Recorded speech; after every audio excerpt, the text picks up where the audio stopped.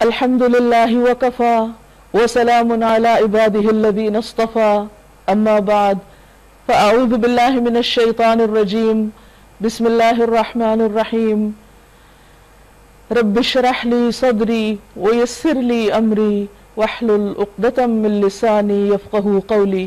السلام علیکم ورحمۃ اللہ وبرکاتہ۔ ناظرین، فہم القرآن پروگرام کے سلسلے میں آج ہم انشاءاللہ 16ویں پارے کا مطالعہ کریں گے۔ قرآن مجید اللہ سبحانہ و تعالیٰ کا کلام ہے اور اسے باقی تمام کلاموں پر اس طرح فضیلت حاصل ہے جس طرح خود رب العزت کو باقی ساری مخلوق پر فضیلت حاصل ہے۔ جو لوگ اس کلام کو اہمیت دیتے ہیں اپنی زندگی میں، جو اس کو پڑھتے ہیں، سیکھتے ہیں، سمجھتے ہیں اور اس کی خدمت کرتے ہیں، اللہ تعالیٰ دنیا اور آخرت میں ان کو عزت عطا فرمائے گا۔ احد کے دن جب بہت سے لوگ شہید ہو گئے تھے تو ہم دیکھتے ہیں کہ نبی صلی اللہ علیہ وسلم دو لوگوں کو ایک قبر میں جمع کر رہے تھے۔ اس موقع پر آپ لوگوں سے پوچھتے تھے جب ان کو دفنانے لگتے کہ ان میں سے کون زیادہ قرآن مجید جانتا ہے، تو جب ان میں سے ایک آدمی کی طرف اشارہ کیا جاتا تو آپ پہلے اس کو اٹھاتے اور قبر میں ڈالتے اور پھر دوسرے کو۔ گویا آپ لوگوں کو یہ سکھانا چاہ رہے تھے اپنے عملی رویے سے کہ کس طرح اہل القرآن کو دوسروں پر اہمیت ہے، فضیلت ہے۔ تو اللہ تعالیٰ سے دعا ہے کہ وہ ہمارے دلوں میں بھی قرآن پاک کی ایسی محبت پیدا کر دے کہ اس کی وجہ سے اللہ تعالیٰ ہمیں دنیا اور آخرت میں اپنے خاص بندوں میں شامل فرما لے۔ ارشاد باری تعالیٰ ہے، قال الم اقل لك انك لن تستطيع معي صبرا قال ان سألتك عن شيء بعدها فلا تصاحبني قد بلغت من لدني عذرا۔ اس نے کہا، یعنی خضر علیہ السلام نے، میں نے تم سے کہا نہ تھا کہ تم میرے ساتھ صبر نہیں کر سکتے؟ موسیٰ علیہ السلام نے کہا، اس کے بعد اگر میں آپ سے کچھ پوچھوں تو آپ مجھے ساتھ نہ رکھیں، لیجئے اب تو میری طرف سے آپ کو عذر مل گیا۔ خضر علیہ السلام کو چونکہ خصوصی علم حاصل تھا اور ایک خاص قسم کی طاقت بھی اللہ تعالیٰ نے دی ہوئی تھی تاکہ وہ دنیا کے معاملات میں اللہ کے حکم سے کچھ تصرفات کریں، وہ کام کریں جو اور لوگ نہیں کر سکتے۔ یہ اللہ نے ان کو ایک خاص مقام دے رکھا تھا، اور ان میں سے بہت سے کام ایسے تھے جو عام ضابطے کے خلاف تھے، جو عموماً انسانوں کو کرنے کی اجازت نہیں۔ ہمیں جو دین ملا ہے، شریعت ملی ہے، اس کے اعتبار سے بہت سے کام ہمارے لیے درست نہیں، لیکن اللہ تعالیٰ کے خاص فرشتے یا خاص لشکر جن کو اللہ نے کائنات کے مختلف کاموں پر معمور کر رکھا ہے، ان کو اس کی اجازت ہے۔ مثلاً اگر ہم کسی کی جان لیں تو یہ قابل مواخذہ چیز ہے، لیکن اگر فرشتہ کسی کی جان آ کر لیتا ہے تو اس پر اس کی پوچھ نہیں، کیونکہ وہ اللہ کے اذن سے یہ کام کر رہا ہے۔ تو خضر علیہ السلام کو یہ معلوم تھا کہ وہ جس قسم کے کام کرنے والے ہیں وہ موسیٰ علیہ السلام دیکھ کر برداشت نہیں کر پائیں گے، تو انہوں نے پہلے سے ان کو وارن کر دیا کہ آپ صبر نہیں کر سکیں گے، اس لیے آپ میرے ساتھ نہیں رہ سکیں گے، زیادہ مجھ سے زیادہ نہیں سیکھ سکیں گے۔ تو اس پر انہوں نے عذر ظاہر کیا اور ایکسکیوز کیا، اور موسیٰ علیہ السلام نے عرض کیا کہ اب اس کے بعد میں ایسا نہیں کروں گا، اگر ایسا کروں تو بے شک پھر آپ مجھے اپنے ساتھ نہ رکھیں۔ نبی صلی اللہ علیہ وسلم نے فرمایا، اللہ تعالیٰ ہم پر اور موسیٰ علیہ السلام پر رحم فرمائے، کاش وہ صبر کر لیتے تو اپنے ساتھی سے بہت سے عجائب دیکھتے، یعنی نئی نئی باتیں انہیں پتہ چلتی، لیکن انہوں نے کہہ دیا کہ ان سألتک عن شیء بعدها فلا تصاحبنی قد بلغت من لدنی عذرا۔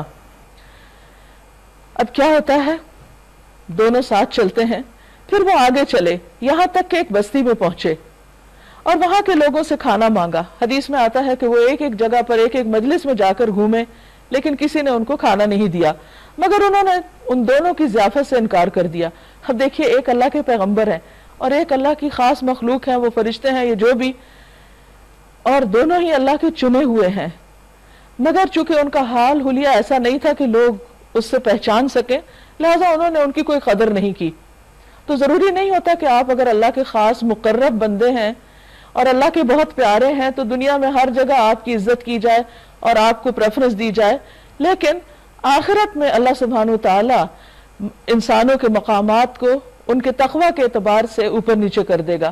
بہرحال وہاں انہوں نے ایک دیوار دیکھی جو گرا چاہتی تھی، اس شخص نے اس دیوار کو قائم کر دیا، کھڑا کر دیا۔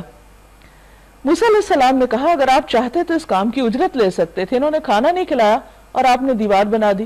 اس سے بھی پتہ چلتا ہے کہ بندہ مومن صرف جواب میں کوئی نیکی نہیں کرتا، اگر کوئی اس کی قدر نہ بھی کرے تو وہ اپنا فرض ضرور پورا کرتا ہے.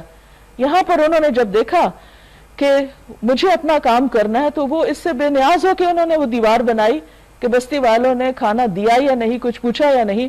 تو موسیٰ علیہ السلام نے مشورہ دیا کہ چونکہ آپ نے یہاں ان کا کام کیا تو آپ اجرت مانگ سکتے تھے. اس نے کہا بس میرا تمہارا ساتھ ختم. اب میں تمہیں ان باتوں کی حقیقت بتاتا ہوں جن پر تم صبر نہیں کر سکے. تو وہ سارے واقعات کی اب توجیح کرتے ہیں. اس کشتی کا معاملہ یہ ہے کہ وہ چند غریب آدمیوں کی تھی جو دریا میں محنت مزدوری کرتے تھے. میں نے چاہا کہ اسے عیبدار کر دوں کیونکہ آگے ایک ایسا بادشاہ کا علاقہ تھا جو ہر کشتی کو زبردستی چھین لیتا تھا.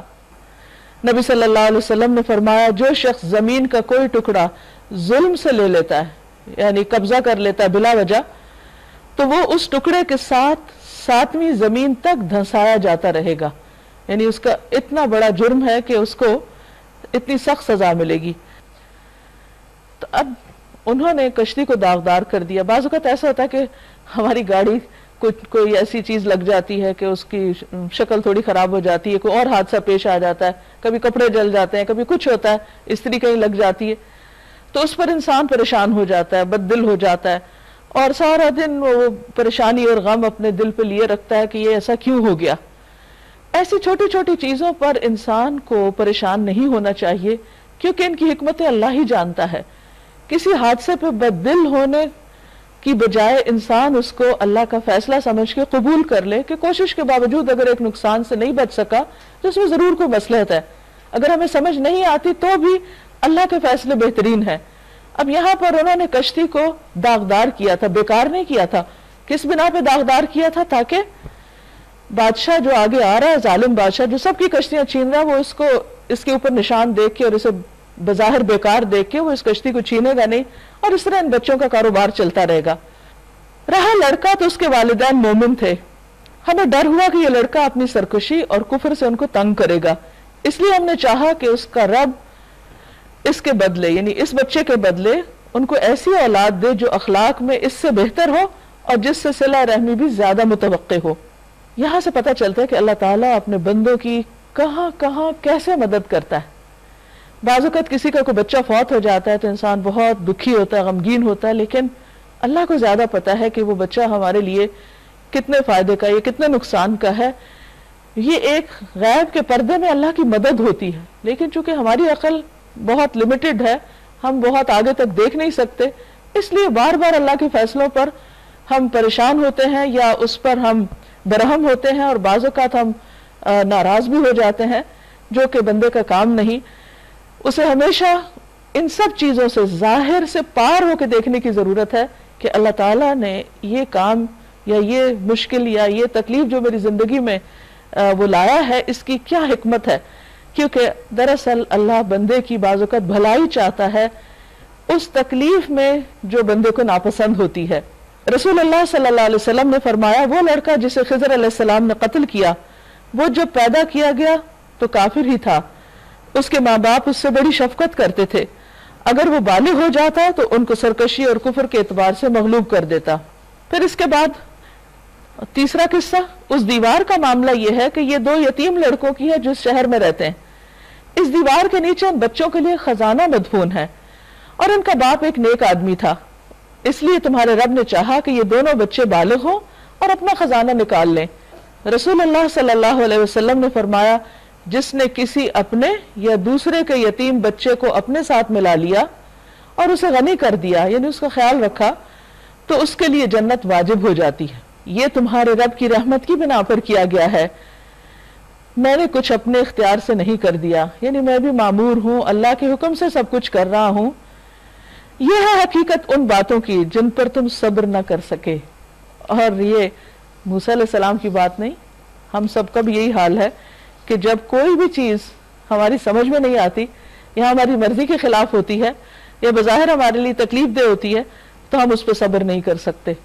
تو صبر صدمے کی پہلی چوٹ لگنے پر ہوتا ہے اور اس وقت انسان اپنی زبان کو کنٹرول میں رکھے کہ کوئی منفی بات نہ کرے، اپنے دل میں کوئی ناشکری کے جذبات نہ لائے اور اپنے عمل میں کوئی ایسا کام نہ کرے جو اللہ تعالیٰ کو مزید ناراض کرے، کیونکہ اللہ تعالیٰ اس مشکل کے ذریعے بھی ہم پر اپنی رحمت ہی کر رہا ہوتا ہے۔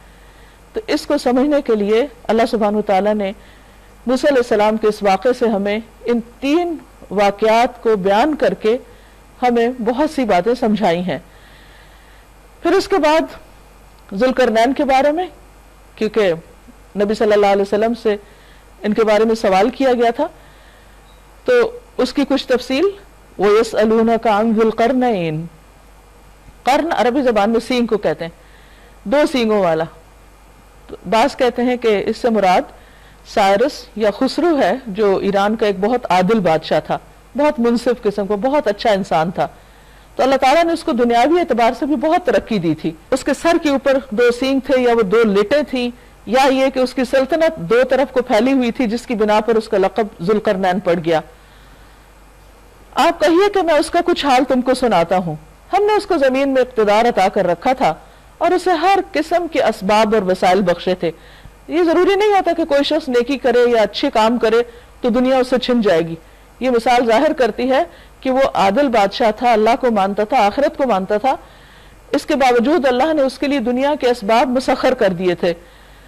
اس نے پہلے مغرب کی طرف ایک مہم کا سر و سامان کیا۔ کہا جاتا ہے کہ چونکہ ایران کا بادشاہ تھا تو ایران کے مغرب کی طرف ایجین سی کی جانب اس نے ایک مہم کا آغاز کیا اور وہاں فاتح کی حیثیت سے گیا، حتیٰ کہ جب غروب آفتاب کی حد تک پہنچ گیا، یعنی آگے سمندر آ گیا، تو اس نے سورج کو ایک کالے پانی میں ڈوبتا دیکھا۔ جیسے روز ہم دیکھتے کہ سورج نیچے جا رہا تھا، اگر آپ سی سائڈ پہ جائیں تو وہاں پر لٹرلی یوں لگتا ہے جیسے سورج سمندر کے اندر ڈوب رہا ہے۔ وہاں اسے قوم ملی۔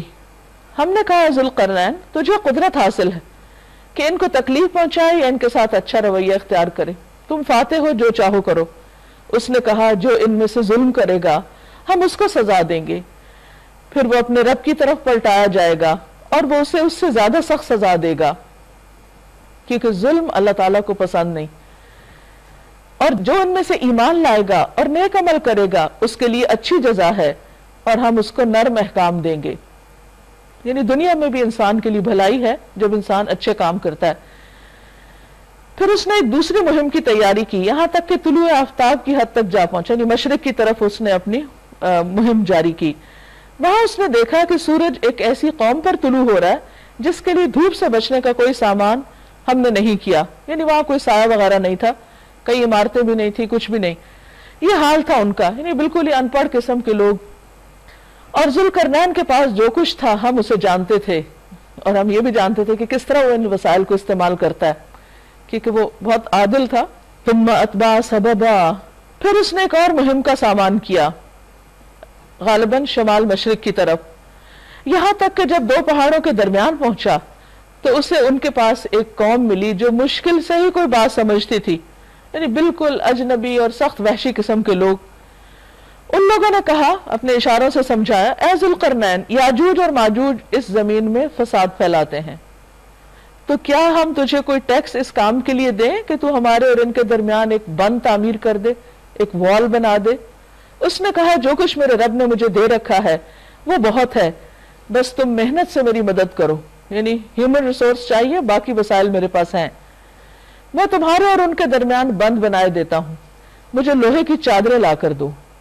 آخر جب دونوں پہاڑوں کے درمیانی خلا کو اس نے پاٹ دیا تو لوگوں سے کہا کہ اب آگ دہکاؤ۔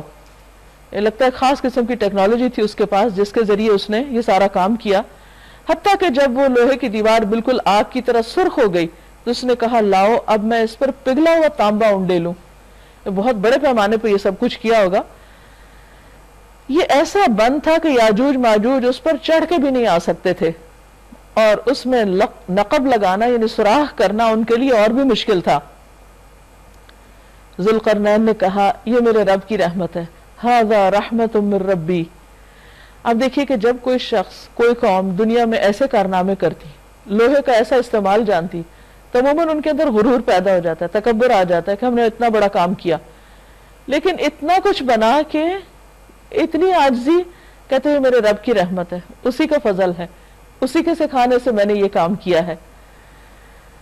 یعنی ذوالقرنین ایک بہت زبردست مثال ہے ان لوگوں کے لیے جنہیں اللہ تعالیٰ دین بھی دیتا ہے اور دنیا بھی دیتا ہے، اور دنیا میں اتنا زبردست کنٹرول کہ اس کے دائیں بائیں اور مختلف علاقوں میں اس کی حکومت، اور اتنی زبردست ٹیکنالوجی اور لوہے کی ایسی دیوار کہ جسے کوئی توڑ نہ سکے.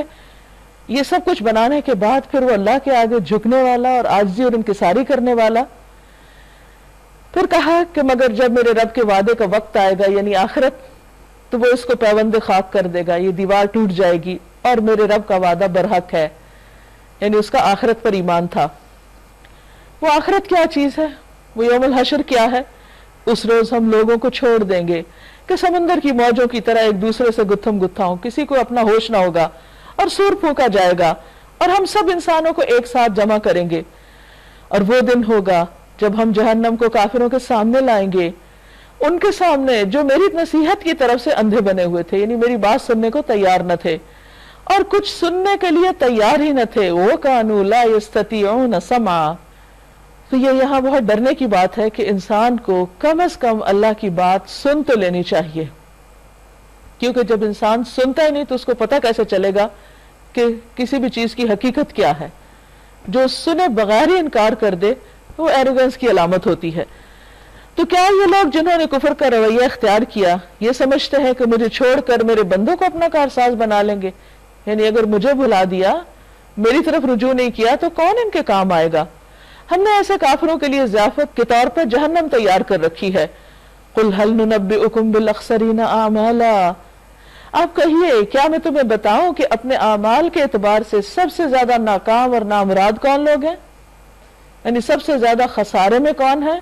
الَّذِينَ ضَلَّ سَعْيُهُمْ فِي الْحَيَاةِ الدُّنْيَا. یہ وہ لوگ ہیں جن کی زندگی میں ساری کی ساری جد و جہد راستے سے ہٹی رہی، جن کی ساری کوششیں دنیا کی زندگی میں ہی گم ہو گئیں. وَهُمْ يَحْسَبُونَ أَنَّهُمْ يُحْسِنُونَ صُنْعًا. اور وہ سمجھتے ہیں کہ وہ بہت اچھے کام کر رہے ہیں. یعنی ان کے سامنے آخرت نہیں ہے اور نہ آخرت کے لیے کوئی کام کرتے ہیں، بلکہ ساری کوششیں، ساری ایفرٹ صرف دنیا کمانے میں لگی ہوئی ہے. دنیا کمانا بری بات نہیں، لیکن آخرت کو بھلا کر کمانا انسان کے لیے نقصان دہ ہے. اور وہ سمجھتے رہے کہ وہ سب کچھ ٹھیک کر رہے ہیں. یہ وہ لوگ ہیں جنہوں نے اپنے رب کی آیات کو ماننے سے انکار کیا اور اس کے حضور پیشی کا یقین نہ کیا. یعنی ان کے دل میں یہ ایمان ہی نہیں کہ انہوں نے رب کے حضور کھڑے ہونا جا کر. فَحَبِطَتْ أَعْمَالُهُمْ. تو ان کے سارے اعمال ضائع ہو گئے. فَلَا نُقِيمُ لَهُمْ يَوْمَ الْقِيَامَةِ وَزْنًا. قیامت کے روز ہم انہیں کوئی وزن نہ دیں گے. یعنی ان کی بڑی بڑی کوششیں بیکار ہوں گی. ایک طرف ذوالقرنین کی کوشش، اس کو اللہ سبحانہ وتعالیٰ اس طرح اپریشیٹ کر رہے ہیں، وہ بھی دنیا کے کام کر رہے تھے. اور دوسری طرف یہ لوگ کہ جو اللہ کو بھلا کر دنیا کے کام کریں، ان کا ایک طرح سے کمپیریزن بھی سامنے آ رہا ہے کہ ان کے لیے آخرت میں کچھ نہ ہوگا. ذَلِكَ جَزَاؤُهُمْ جَهَنَّمْ. یہ ان کی جزا یا بدلہ جہنم ہے. بِمَا كَفَرُوا. کیونکہ انہوں نے کفر کیا، انکار کیا. وَاتَّخَذُوا آيَاتِي وَرُسُلِي هُزُوًا. اور انہوں نے میری آیات اور میرے رسولوں کا مذاق اڑایا. إِنَّ الَّذِينَ آمَنُوا وَعَمِلُوا الصَّالِحَاتِ. اس کے برعکس دوسرے لوگ جو ایمان لائیں اور جو نیک کام کریں، كَانَتْ لَهُمْ جَنَّاتُ الْفِرْدَوْسِ نُزُلًا. ان کی میزبانی کے لیے فردوس کے باغات ہیں جس میں وہ ہمیشہ رہیں گے. خالدین فیہا لا یبغون عنہا حولا. اور کبھی اس جگہ سے نکل کر کہیں جانے کو ان کا دل نہ چاہے گا. کیونکہ بہت سے لوگ کہتے ہیں اچھا جنت میں ہمیشہ رہنا ہوگا، بور نہیں ہو جائیں گے؟ دنیا میں تو نہیں بور ہوئے ابھی تک، تو جنت میں کون بور ہوگا؟ تو یہ بھی جنت کا انڈائریکٹلی مذاق اڑانا ہوتا ہے، یہ اس کی ناقدری کرنا کہ لوگ اس کے بارے میں سوچے ہی نہیں. تو یہاں پر فرمایا کہ جن کو فردوس مل جائے گی وہ تو وہاں سے کہیں لمحے بھر کے لیے بھی ادھر ادھر نہیں جانا چاہیں گے، اتنا دل لگے گا وہاں ان کا.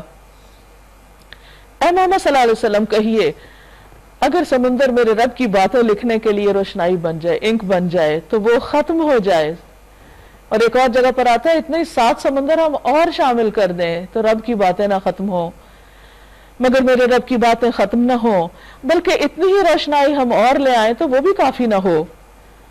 اے محمد صلی اللہ علیہ وسلم آپ کہیے کہ میں تو ایک انسان ہوں تم ہی جیسا، میری طرف وحی کی جاتی ہے کہ تمہارا خدا بس ایک ہی خدا ہے. پس جو کوئی اپنے رب کی ملاقات کا امیدوار ہو، فمن کان یرجو لقاء ربہ فلیعمل عملا صالحا. اسے چاہیے کہ نیک عمل کرے. جس کو یہ یقین ہے کہ اللہ کے سامنے جا کے کھڑے ہونا ہے اسے پھر تیاری کر لینی چاہیے. اور تیاری کس چیز کی ہے؟ اچھے کاموں سے. اور صرف نیک کام نہیں کافی بلکہ وَلَا يُشْرِكْ بِعِبَادَةِ رَبِّهِ أَحَدًا، اپنے رب کی عبادت میں کسی اور کو شریک نہ کرے، یعنی شرک سے بچے. سورۃ مریم. بسم اللہ الرحمن الرحیم. شروع اللہ کے نام سے جو بے انتہا مہربان نہایت رحم فرمانے والا ہے.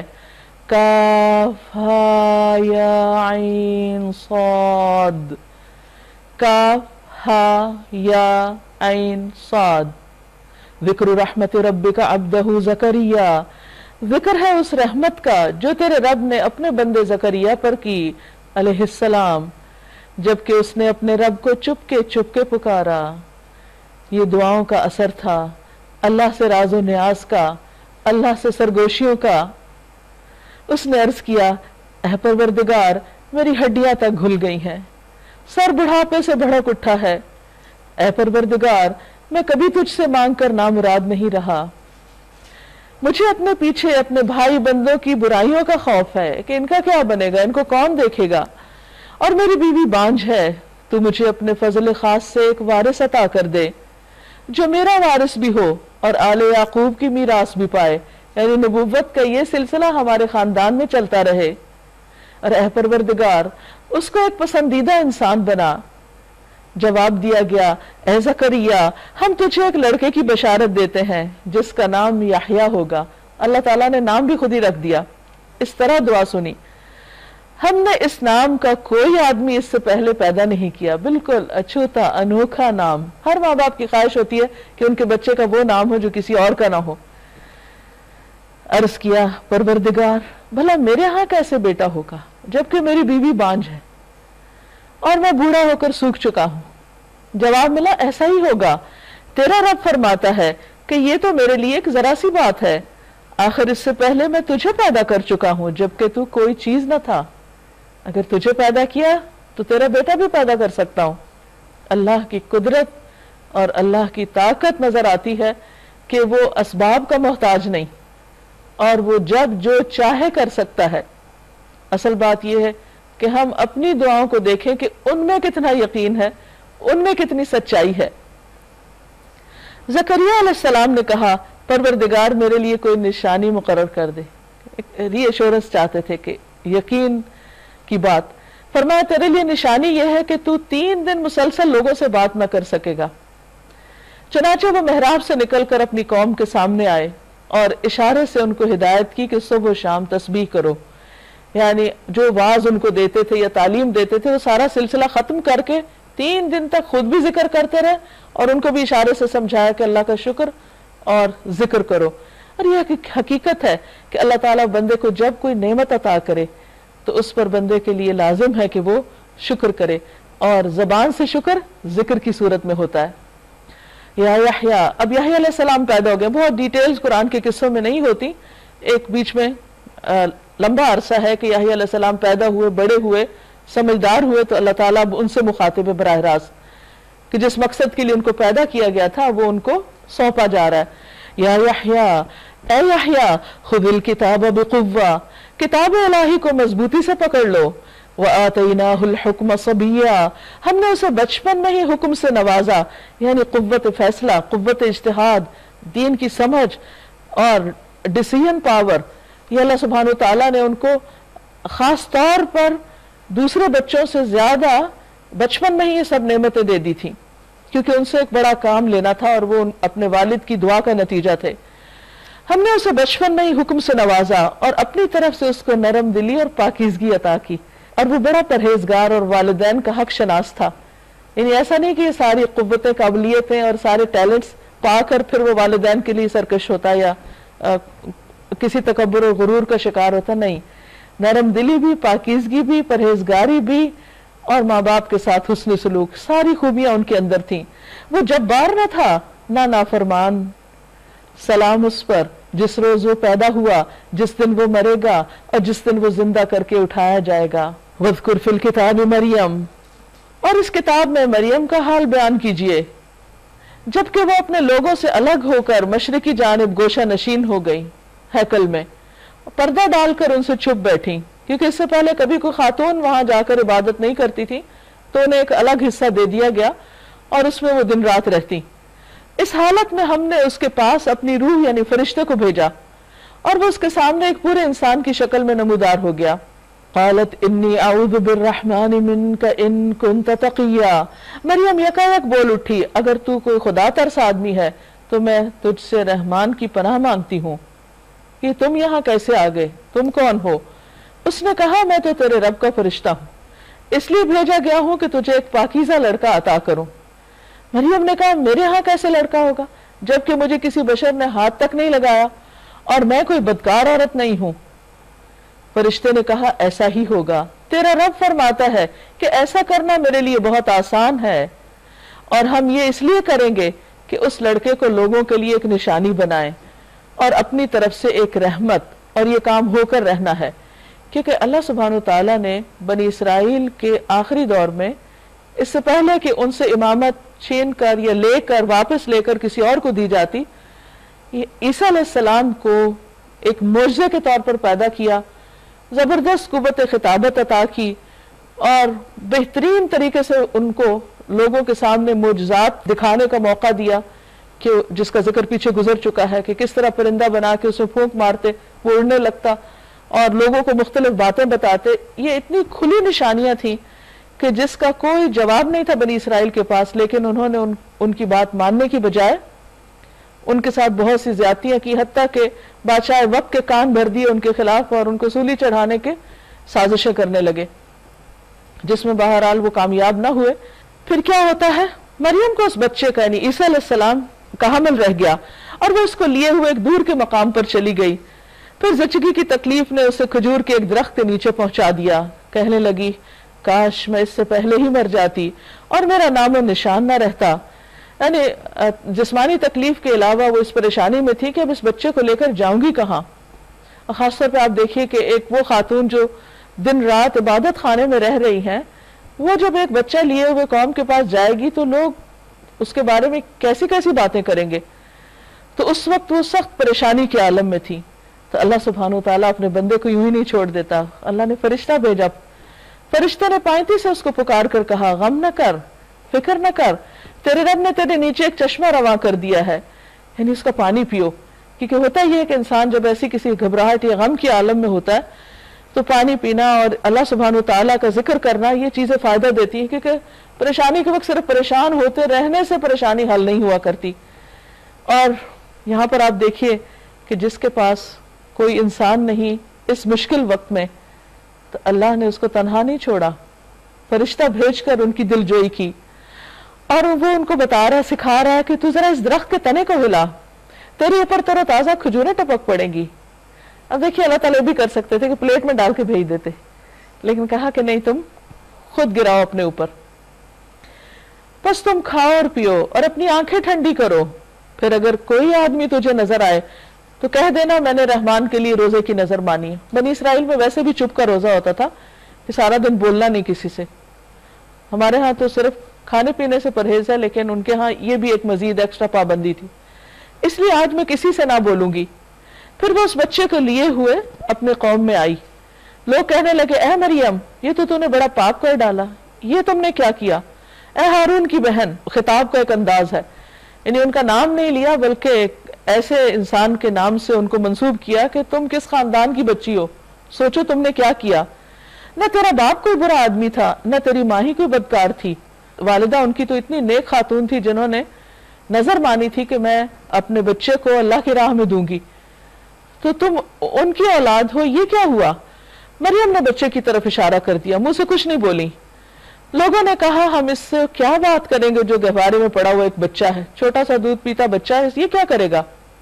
قال انی عبداللہ، بچہ بول اٹھا، بولا میں اللہ کا بندہ ہوں، آتانی الکتاب وجعلنی نبیا، اس نے مجھے کتاب دی اور نبی بنایا، وجعلنی مبارکن اینما کنت، اور بابرکت کیا جہاں بھی میں رہوں، جہاں بھی جاؤں برکتیں ہی برکتیں، وأوصانی بالصلاة والزکاة ما دمت حیا، اور نماز اور زکوٰۃ کی پابندی کا حکم دیا جب تک میں زندہ رہوں، اور اپنی والدہ کا حق ادا کرنے والا بنائے. یہاں پر آپ دیکھیے کہ دونوں چیزیں ساتھ ساتھ چل رہی.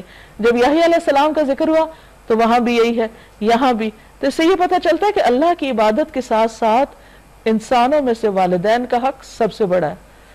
یہاں ہم دیکھتے ہیں کہ عیسیٰ علیہ السلام جو پنگھوڑے میں بول رہے ہیں تو والدہ پر احسان کا ذکر کر رہے ہیں, والد کا نہیں, کیونکہ ان کے والد تو تھے نہیں, وہ تو اللہ کے کلمہ کن سے پیدا ہوئے تھے.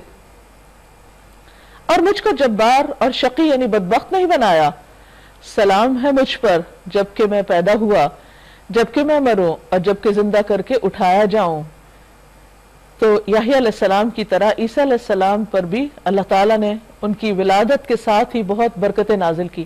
اور یہ حقیقت ہے کہ بعض بچے اپنے خاندانوں کے لیے بہت ہی بابرکت ثابت ہوتے ہیں, اور خصوصاً جب وہ اپنے والدین کی دعائیں ہوں. اور اسی لیے بچوں کی تربیت جو ہے وہ پیدا ہونے کے بعد نہیں شروع ہوتی, وہ پیدائش سے پہلے ہی شروع ہو جاتی.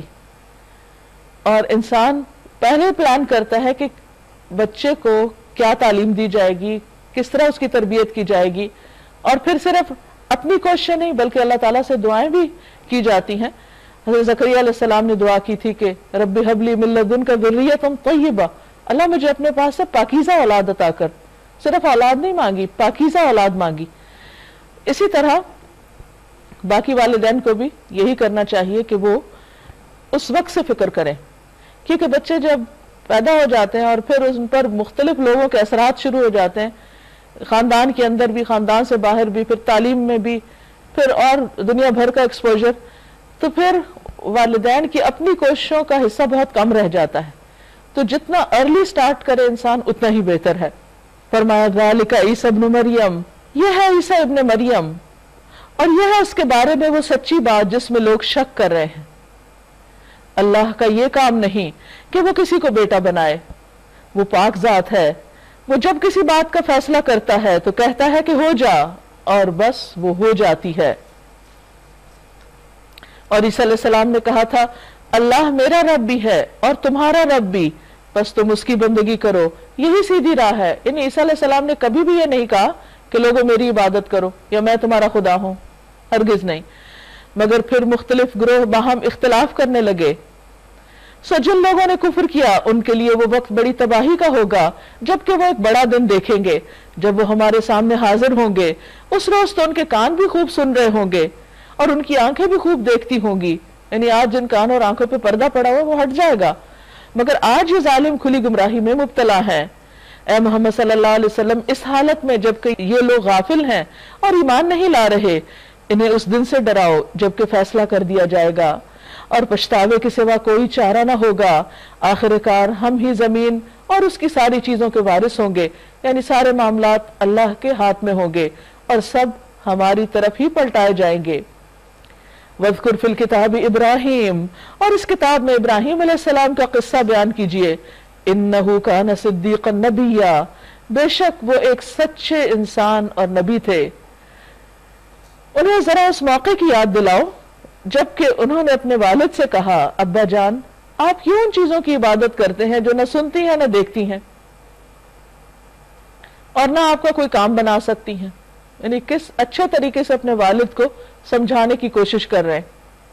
اور آپ دیکھیں عربی میں جو الفاظ ہیں, یا ابتی, اے میرے ابا جان, یعنی بہت پیار سے بات کر رہے ہیں. عام طور پہ یہ ہوتا ہے کہ بچے اگر کچھ دین جان لیں یا ان کو کوئی سمجھ آ جائے تو والدین اگر اپنے پرانے طریقے پر ہوں تو بعض اوقات بچے بڑی بدتمیزی سے بات شروع کر دیتے ہیں اور ان کے ساتھ سختی کا رویہ اختیار کر لیتے ہیں. تو اس سے بچنا چاہیے. پیغمبروں کے طریقے پہ ہمیں ایسی کوئی چیز نظر نہیں آتی, بلکہ ہر پیغمبر کی جو خوبی بیان کی جا رہی ہے وہ کیا ہے کہ وہ نرم کلام تھے, ان کے اندر وہ جبار نہ تھے اور سخت مزاج نہ تھے. تو جب تک دین کے ساتھ نرمی شامل نہیں ہوگی بات نہیں بنے گی. تو یہ ہم سب کو اچھی طرح سمجھ لینا چاہیے. ہم دنیا کی جب کوئی کسی کو کوئی بات بتانی ہوتی ہے تو ہم اچھے سے اچھے طریقے سے بتاتے ہیں. ایسا کیوں ہوتا ہے کہ جب اللہ تعالیٰ کی بات کرتے ہیں, اللہ کے طرف لوگوں کو بلاتے ہیں تو ہمارے مزاج میں سختی آ جاتی ہے اور پھر اس سختی کی وجہ سے ہم لوگوں کو دین سے بھگا دیتے ہیں. تو انہوں نے اپنے والد سے کہا کہ آپ کیوں ایسا کرتے ہیں. اور یہ سوال کا انداز جو ہے یہ بہت ہی اچھا ہے کیونکہ دوسرے کو سوچنے پہ مجبور کرتا ہے. اس سے انسان دوسرے کے ضمیر کو جگاتا ہے, اس کی انا کو نہیں. جب آپ لٹ مار کے ایک صرف حکم جاری کر دیتے ہیں تو اس سے کیا نقصان ہوتا ہے کہ دوسرا شخص ڈیفینسو ہو جاتا ہے، لیکن جب آپ کوشچن کرتے ہیں، سوچنے کے لیے دوسرے کو کہتے ہیں، تو وہ پھر غور بھی کرتا ہے، اور اگر اس کے اندر تھوڑی سی بھی خیر ہو تو وہ ہدایت کی طرف آ جاتا ہے۔ ابا جان، میرے پاس ایک ایسا علم آیا ہے جو آپ کے پاس نہیں آیا۔ اب نیکسٹ سٹیپ لیتے ہیں کہ میں یہ باتیں اپنے دل سے نہیں کر رہا، کسی علم کی وجہ سے کر رہا ہوں۔ آپ میرے پیچھے چلے، میں آپ کو سیدھا رستہ بتاؤں گا، آپ مجھے فالو کریں۔ ابا جان، آپ شیطان کی بندگی نہ کریں، شیطان تو رحمان کا نافرمان ہے۔ کتنی خوبصورت بات ہے کہ کیوں نہ کریں، کیونکہ وہ رحمان کی بات نہیں مانتا، تو جو اس کی نہیں مانتا ہم اس کی کیوں مانیں۔ ابا جان، مجھے ڈر ہے کہ آپ کہیں رحمان کے عذاب میں مبتلا نہ ہو جائیں۔ اب آپ دیکھیے کہ انہوں نے یہاں سے نہیں بات شروع کی کہ رحمان کے عذاب میں پڑ جائیں گے اگر آپ یہ نہیں کریں گے، یعنی ایک ایک سٹیپ آپ دیکھیے کہ کتنی حکمت والا ہے۔ اور شیطان کے ساتھی نہ بن کر رہیں۔ باپ نے کہا، ابراہیم، کیا تو میرے معبودوں سے پھر گیا؟ تو جو اللہ کی باتیں کرنے لگ گیا تو یہ کیا ہو گیا؟ اگر تو باز نہ آیا تو میں تجھے سنسار کر دوں گا، پتھر مار کے ہلاک کر دوں گا۔ اب آپ دیکھیں ابراہیم علیہ السلام کا انداز اور باپ کا انداز، دونوں کے اخلاق میں کتنا فرق ہے، اور یہی ایک دین والے شخص کا اخلاق ہونا چاہیے جو ابراہیم علیہ السلام کا تھا، دین کی بات کرتے ہوئے، تبلیغ کرتے ہوئے۔ اور کہنے لگا، بس تو ہمیشہ کے لیے مجھ سے الگ ہو جا۔ ابراہیم علیہ السلام نے کہا، سلام ہے آپ کو۔ آپ دیکھیے کہ ہمبلنس کی انتہا ہے۔ باپ کہہ رہا ہے مار دوں گا تجھے، نکل جائے یہاں سے، وہ کہتے ہیں سلامتی ہو آپ پر، میں اپنے رب سے دعا کروں گا، یعنی مایوس نہیں ہوئے، میں اپنے رب سے دعا کروں گا کہ وہ آپ کو معاف کر دے۔ یعنی اس درجے کی خیر خواہی کہ انسان پتھر کھا کے بھی، گالیاں کھا کے بھی بد مزہ نہ ہو اور لوگوں کے ساتھ بھلائی کرتا رہے۔ میرا رب مجھ پر بڑا مہربان ہے، میں آپ لوگوں کو بھی چھوڑتا ہوں اور ان ہستیوں کو بھی جنہیں آپ لوگ خدا کو چھوڑ کر پکارا کرتے ہیں، میں تو اپنے رب ہی کو پکاروں گا، امید ہے کہ میں اپنے رب کو پکار کے نامراد نہ رہوں گا۔ پھر کیا ہوا؟ پس وہ ان لوگوں سے اور ان کے معبودوں سے جدا ہو گیا، تو ہم نے اس کو اسحاق اور یعقوب جیسی اولاد دی اور ہر ایک کو نبی بنایا اور ان کو اپنی رحمت سے نوازا اور ان کو سچی ناموری عطا کی۔ یعنی باپ نے اگر یہ سلوک کیا تو پھر محرومیاں نہیں تھیں، اللہ تعالیٰ نے اچھی اولاد کی شکل میں کمپنسیٹ کر دیا۔ وَاذْكُرْ فِي الْكِتَابِ مُوسَىٰ، اور ذکر کیجئے اس کتاب میں موسیٰ علیہ السلام کا، إِنَّهُ كَانَ مُخْلَصًا، وہ ایک چنے ہوئے انسان تھے، وَكَانَ رَسُولًا نَبِيًّا، اور ایک رسول نبی تھے، یعنی رسول بھی تھے نبی بھی تھے۔ وَنَادَيْنَاهُ مِنْ جَانِبِ الطُّورِ الْأَيْمَنِ وَقَرَّبْنَاهُ نَجِيًّا، ہم نے اس کو طور کی دائیں جانب سے پکارا اور راز کی گفتگو سے اس کو تقرب عطا کیا، یعنی خاص خصوصیت کے ساتھ ان کی یہ فضیلت ہے کہ ان سے باتیں کی، اور اپنی مہربانی سے اس کے بھائی ہارون کو نبی بنا کر اسے مددگار کے طور پر دیا۔ اللہ تعالیٰ اپنے احسانات یاد کرا رہے ہیں جو موسیٰ علیہ السلام پر فرمائے۔ وَاذْكُرْ فِي الْكِتَابِ اسماعیل، اور اس کتاب میں اسماعیل علیہ السلام کا ذکر کرو، إِنَّهُ كَانَ صَادِقَ الْوَعْدِ وَكَانَ رَسُولًا نَبِيًّا، وہ وعدے کا سچا اور رسول نبی تھا۔ ہم دیکھ رہے ہیں کہ تقریباً ہر پارے میں وعدے اور عہد کی بات آ رہی ہے، اور یہ خوبیوں کی بنیاد ہے، یعنی کہ ایک مومن کے لیے اس کے اخلاق میں ایک خاص خوبی ہے کہ وہ اپنی کمٹمنٹس نبھائے۔ وہ اپنے گھر والوں کو نماز اور زکوٰۃ کا حکم دیتے تھے۔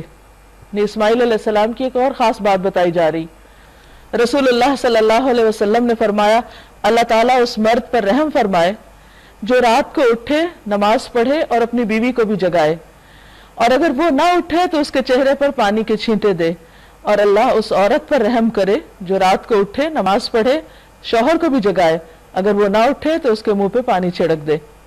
کان عند ربہ مردیا، اور اپنے رب کے نزدیک ایک پسندیدہ انسان تھے۔ اس سے بڑی کوئی چیز انسان کے لیے دنیا میں کوئی بڑی خوشخبری نہیں ہو سکتی کہ کسی کو یہ پتا چل جائے کہ اس کا رب اس سے راضی اور خوش ہے۔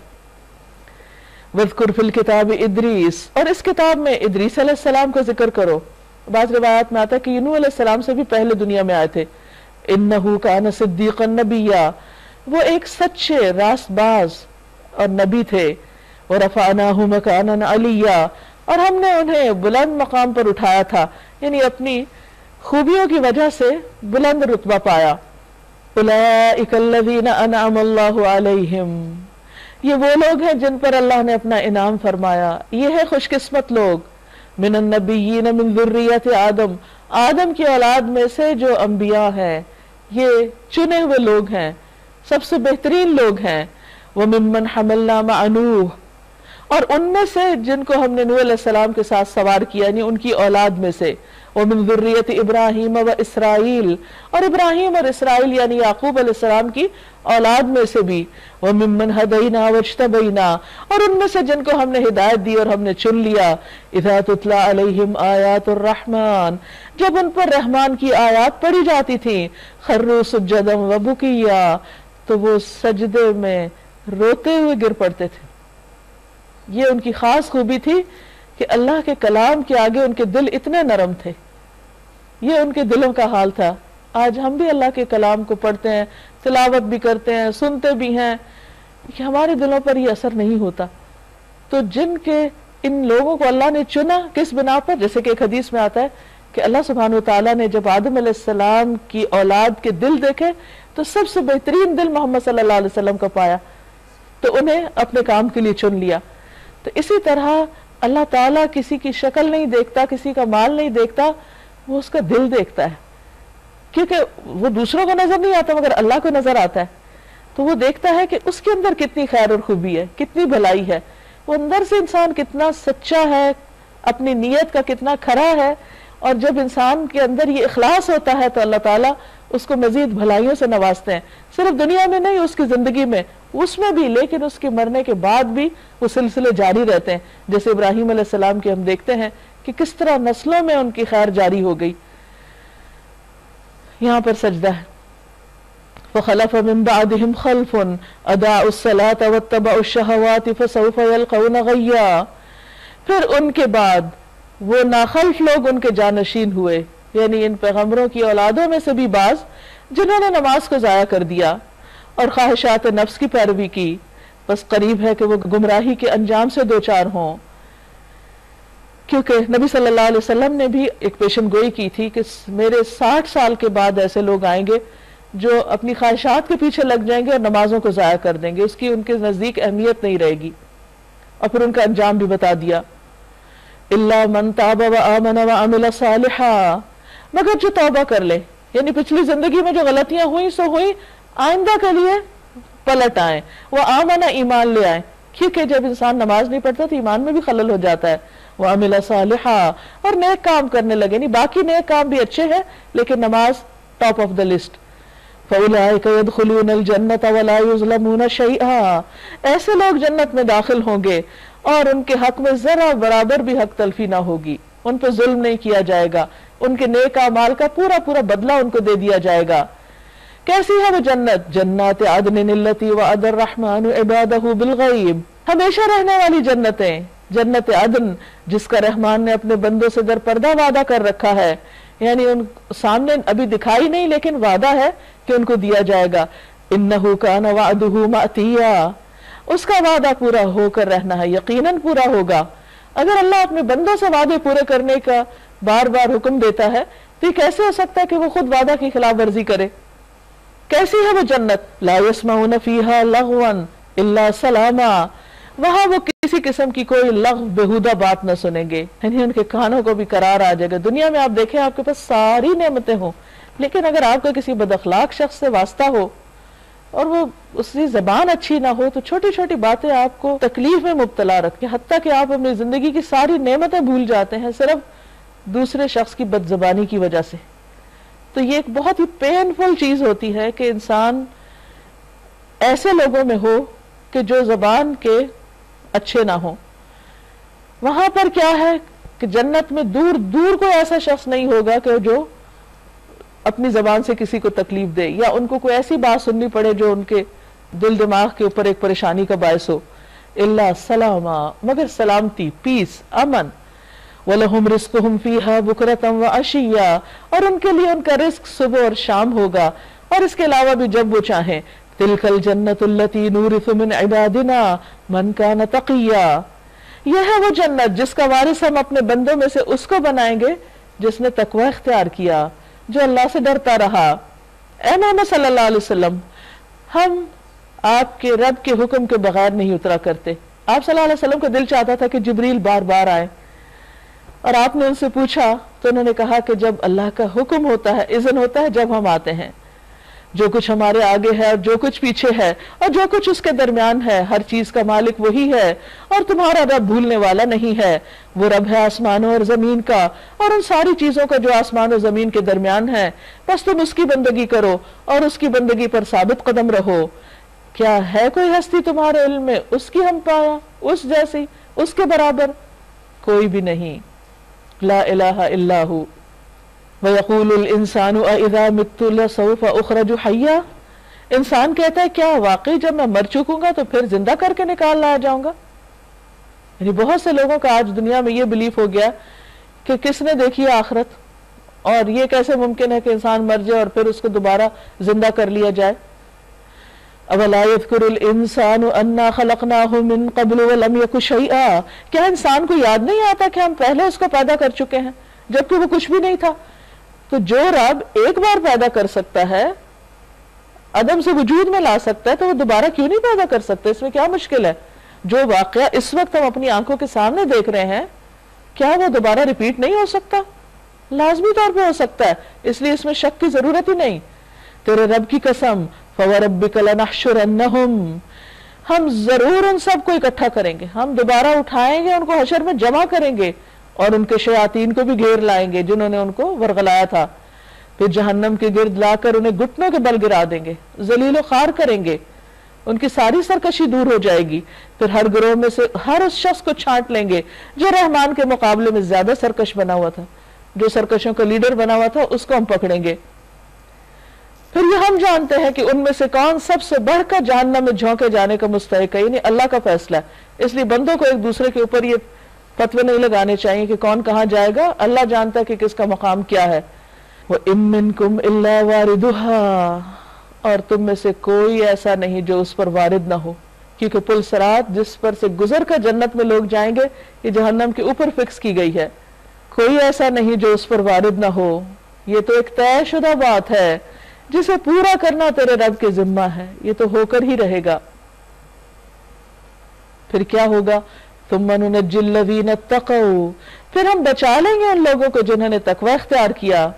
وَنَذَرُ الظَّالِمِينَ فِيهَا جِثِيًّا، اور ظالموں کو اسی میں گرا ہوا چھوڑ دیں گے۔ اب یہ پل جو بال سے باریک تلوار سے تیز، اور اس کے آس پاس بھی آنکڑے لگے ہوئے ہوں گے، اور جو قطع رحمی کرتے ہیں یا جو خیانت کرتے ہیں ان کو رستے میں ہی پکڑ لیں گے، آگے جانے نہیں دیں گے۔ لیکن اس کے برعکس جو لوگ اللہ سے ڈرنے والے ہیں ان کے بارے میں آتا ہے کہ کچھ لوگ بجلی کی تیزی سے گزر جائیں گے، کچھ ہوا کی تیزی سے، کچھ لوگ اونٹوں کی دوڑ کے اعتبار سے، کچھ لوگ خود پیدل چلتے ہوئے، کچھ لوگ رینگتے ہوئے، کوئی ایک ایک سواری پہ ایک ایک ہوگا، کوئی 2 ہوں گے، کوئی 10 ہوں گے، جیسے جس کے اعمال ہوں گے اللہ تعالیٰ اس کے مطابق اس کو وہاں سے پار کرائے گا۔ اور وہ ایک آخری مرحلہ ہوگا انسان کے امتحان کا، آزمائش کا۔ نبی صلی اللہ علیہ وسلم نے فرمایا قیامت کے دن لوگوں کو پل صراط پر سوار کیا جائے گا، یعنی ہر ایک کو برج کراس کرنا ہوگا۔ وہ اس کے دونوں کناروں سے اس طرح جہنم میں گریں گے جیسے شمع کے پروانے گرتے ہیں، لیکن اللہ تعالیٰ جسے چاہے گا اپنی رحمت سے نجات دے دے گا۔ تو وہاں اللہ کی رحمت ہی کام آئے گی جس پر وہ چاہے کرے۔ کسی نے نبی صلی اللہ علیہ وسلم سے پوچھا تھا کہ آپ اس دن کہاں ہوں گے، ہم آپ کو کہاں ملیں گے، کہاں ڈھونڈیں گے؟ تو آپ نے فرمایا کہ مجھے پل صراط کے پاس دیکھنا، وہاں نہ ملوں تو میزان کے پاس دیکھنا، وہاں نہ ہو تو حوض کوثر پہ دیکھنا۔ یعنی آپ صلی اللہ علیہ وسلم ان 3 جگہوں پر اپنی امت کے احوال کو دیکھ رہے ہوں گے کہ کوئی ادھر پریشان ہے، کوئی ادھر پیاسا ہے، کوئی ادھر کسی مشکل میں ہے۔ اس سے اندازہ لگائیے کہ نبی صلی اللہ علیہ وسلم کے دل میں اپنی امت کی کتنی خیر خواہی تھی، کتنی محبت تھی، کیا احساس تھا کہ وہ اس دن، حالانکہ وہ تو اللہ کے چنے ہوئے بندے ہیں، انہیں تو اللہ تعالیٰ سب سے پہلے سب لوگوں کو وہاں کھڑا کرے اور ان کو سب سے پہلے جنت میں پہنچا دے، لیکن وہ پہلے اپنی امت کو دیکھیں گے اور پھر وہاں جائیں گے۔ تو اس سے نبی صلی اللہ علیہ وسلم کی محبت اور قدردانی ہمارے دل میں اور زیادہ بڑھ جاتی ہے۔ بہرحال یہ ایک مشکل ترین مقام ہوگا اور ہر ایک کا راستہ وہی ہے۔ اس جنت میں جانے کے لیے کوئی ادھر ادھر سے کوئی شارٹ کٹ نہیں، اور وہ ایک سخت گھبراہٹ کا وقت ہوگا، لیکن جس پر اللہ رحمت کرے اس کے لیے وہ آسان ہو جائے گا، اس کے لیے وہ چند لمحوں کی بات ہوگی اور وہ پار ہو جائے گا۔ وَإِذَا تُتْلَى عَلَيْهِمْ آيَاتُنَا بَيِّنَاتٍ، ان لوگوں کو جب ہماری کھلی کھلی آیات سنائی جاتی ہیں تو انکار کرنے والے ایمان لانے والوں سے کہتے ہیں بتاؤ ہم دونوں گروہوں میں سے کون بہتر حالت میں ہے اور کس کی مجلسیں زیادہ شاندار ہیں. یعنی نبی صلی اللہ علیہ وسلم کے آس پاس تو غریب لوگ بیٹھے ہوئے ہیں اور مکہ کے جو سردار ہیں ان کی مجلسیں بڑی عالی شان ہیں، اور وہ ظاہری نظر آنے والی چیزوں سے کمپیئر کرتے تھے کہ کون اچھا ہے کون بہتر ہے. وہ سمجھتے تھے چونکہ ہماری شان و شوکت زیادہ اس لیے ہم حق پر ہیں. اور نبی صلی اللہ علیہ وسلم کے آس پاس بلال اور خباب اور اس طرح کے مظلوم لوگ ہیں تو ان کی کوئی ویلیو نہیں. حالانکہ یہ صرف ان کا اپنا خیال تھا، اپنی طرف سے یا اپنی نظر سے دیکھ رہے تھے. اللہ تعالیٰ فرماتے ہیں حالانکہ